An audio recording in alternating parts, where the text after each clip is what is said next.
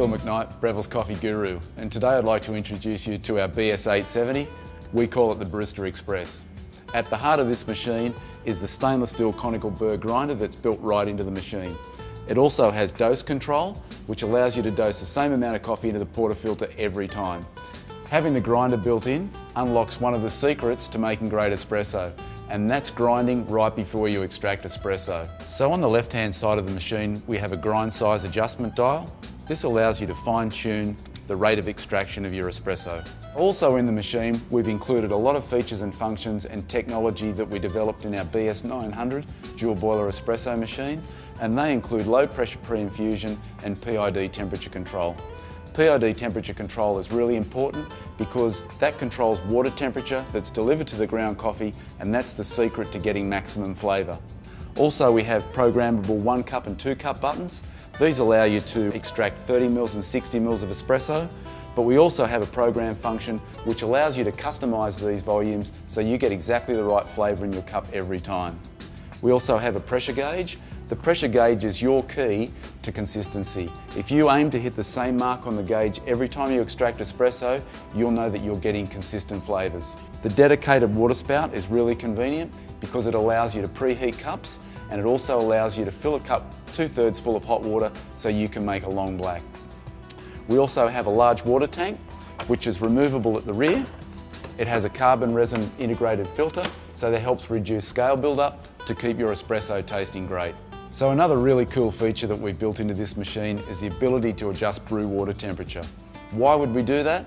Because it's critical to get the best flavour out of the coffee by delivering water at exactly the right temperature for that particular coffee. So you can adjust the water temperature plus or minus 2 degrees C in 1 degree C increments. Another convenient feature is we have a removable hopper in our grinder. All you do is just turn the dial, it shuts off the bean flow, so you can lift the hopper up, then you can store your beans conveniently in an airtight or vacuum sealed container. That way you'll keep your beans fresh, and that's one of the keys to making great tasting coffee. So let's make a coffee.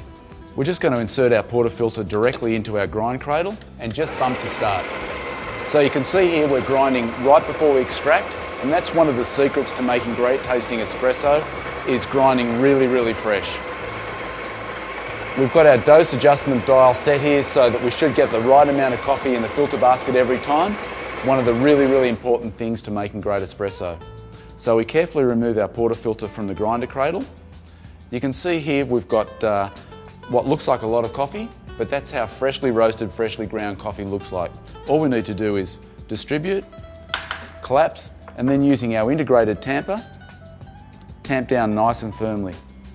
And you can see there we've got the right dose because we've just got our top of our cap on our tamper is level with the top on our filter basket.